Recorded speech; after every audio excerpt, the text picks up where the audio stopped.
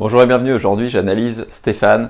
Stéphane, il manque d'amplitude, d'accord, ça paraît tout simple dit comme ça, mais le fait de ne pas engager bien son épaule loin devant, de ne pas prendre le temps de le faire, ça fait qu'il n'a pas le temps non plus de pousser loin derrière, donc de finir son mouvement. Donc il n'a pas le temps non plus d'accélérer le mouvement, d'avoir la bonne rythmique, et forcément quand tu n'as pas la bonne rythmique, tu finis pas ton mouvement plus fort, et quand tu finis pas ton mouvement plus fort, tu n'as pas ce temps qu'on va appeler ce temps de glisse, mais ce temps en fait que moi j'appelle en projectile, parce que c'est pas un temps de glisse exactement, vu que ce qu'on fait c'est qu'on prépare le mouvement d'après, même s'il n'y a pas de mouvement qui se passe derrière. Mais en fait, on choisit après, entre guillemets, on prend le temps d'engager l'épaule, on prend le temps de choisir la bonne profondeur d'appui.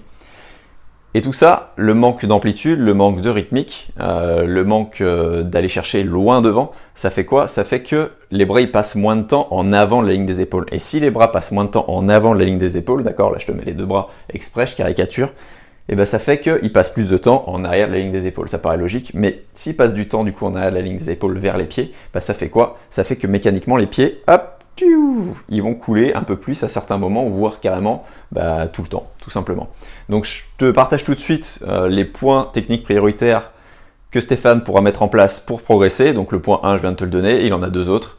Je te laisse découvrir tout ça dans la vidéo, et sur ce, je te dis bonne analyse. J'espère que ça va pouvoir te servir à toi aussi pour descendre tes chronos, gagner des secondes à chaque 100 mètres, être plus à l'aise, et ainsi de suite. Tu vas voir que tes bras, tu vois, ils tournent de manière automatique, sans arrêt, tu vois, c'est ce qu'on a vu, au stage.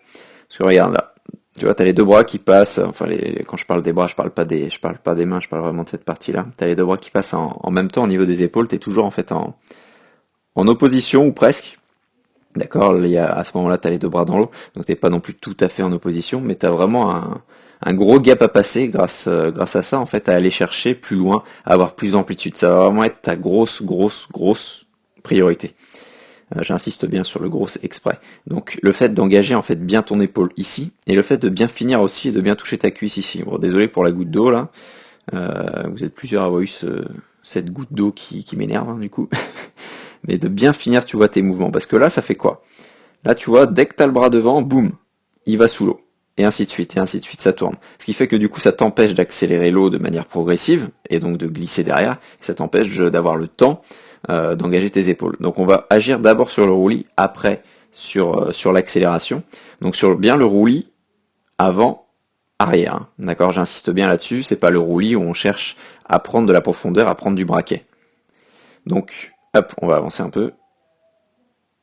Donc ce que tu vas faire, c'est que tu vas pouvoir bosser forcément, tu vois, sur la paume magique, parce que regarde, là, quand tu as le bras devant, voilà ce qui se passe. Il reste toujours, tu vois ici, sur le côté, donc tu as l'épaule légèrement engagée, hein, vu que ton autre épaule se dégage, on voit bien que ton buste ici est tourné.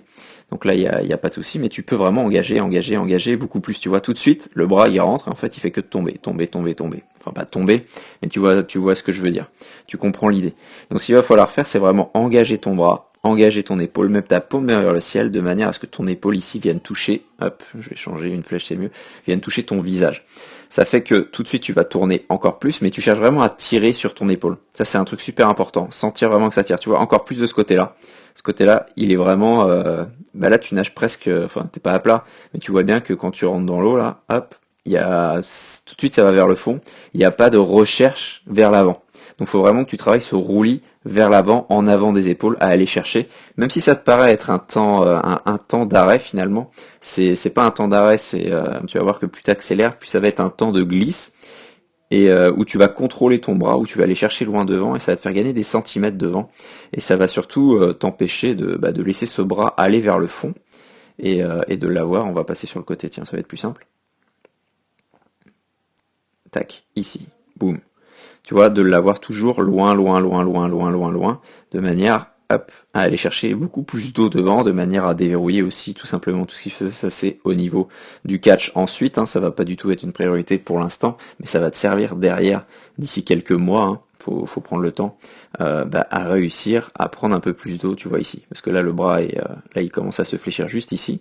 Donc là, t'es bien placé hein, sur P2, mais ça va vraiment t'aider, ça va délier tes épaules, et tu vas pouvoir surtout finir de pousser réellement. Tu vois, regarde là, tu sors de l'eau, hop, le coude est sorti, et t'as même pas fini ta poussée.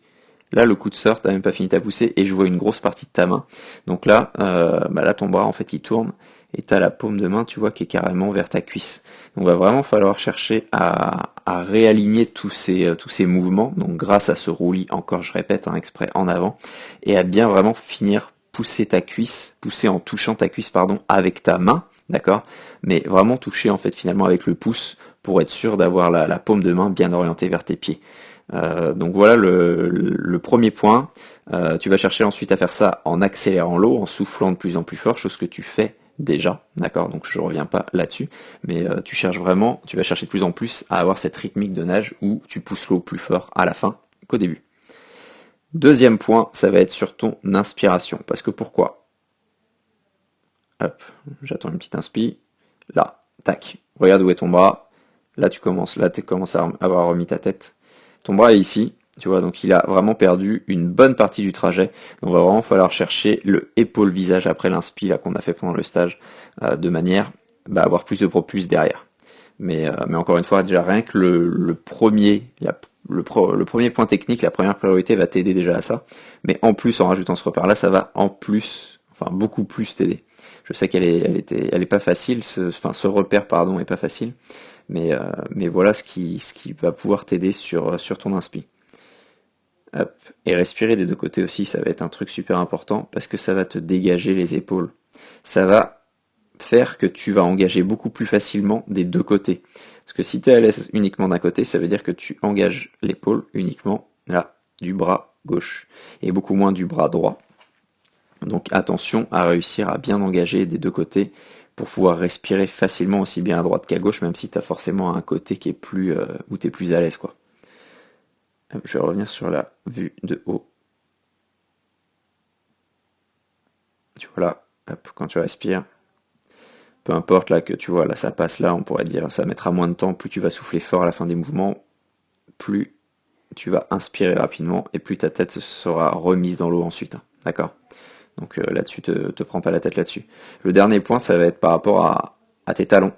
Les talons en surface, enfin essayer de les remonter un peu plus en surface, tu vois, là on voit pas tout à fait, ils sont pas en surface, ils sont pas non plus si loin que ça, mais tout ce qu'on a vu par rapport un peu à ton manque de mobilité, tiens j'avance encore. Alors là la GoPro exagère, hein, donc on se prend pas la tête sur les talons, là sur la fin on va le voir un peu mieux, hop. Donc l'idée ça va être de réaligner, de réimmerger un peu l'avant du corps ici, hop, je vais rechanger, je vais remettre une flèche. De réimmerger, de s'auto-grandir, tu vois vraiment plus, de tendre tes pointes de pied de manière à si ici, quand tu as le battement là qui est, hop, tu vois, ascendant à ce moment-là, que ici tu sentes vraiment que tes talons sont en surface et que tu le sentes également un peu plus, en tout cas que les talons soient plus proches aussi quand tu es à ce moment-là, d'accord, avant ton inspi, pendant ton inspi, à tous les moments finalement, pour éviter, tu le sais bien, les freins, les résistances ici à l'avancement. Donc je suis pas super bien placé avec la caméra pour faire les flèches, mais tu comprends l'idée, hein, forcément. Plus c'est bas ici, plus tu ouvres le parachute. Donc tu vas chercher à bien tendre tes pointes de pied, ça va se travailler sur les glissés, et ta mobilité va vraiment t'aider à avoir plus facilement les bras devant, et aussi t'aider pour le point numéro 1, à éviter que tes bras tombent directement, pouvoir garder plus facilement tes bras en avant de la ligne des épaules. Donc ça, le meilleur moyen de savoir si tu es assez mobile, d'accord, ça va être tout ce qui est poussé, comme je te l'ai dit, poussé sur le mur comme on l'a vu au stage. Toutes les poussées sur le mur, si tu arrives à avoir les mains, les avant-bras en surface, en partant sur les glissés, ça veut dire que là déjà, ok, c'est cool, c'est bon, j'ai le minimum de mobilité pour faire cet exercice de glisser, mais surtout pour nager derrière, et pour avoir cette coordination là où tu vas aller vers ça en semi-rattrapé, donc avec les deux bras en avant ici de la ligne de tes épaules, notamment, tac, à ce moment-là.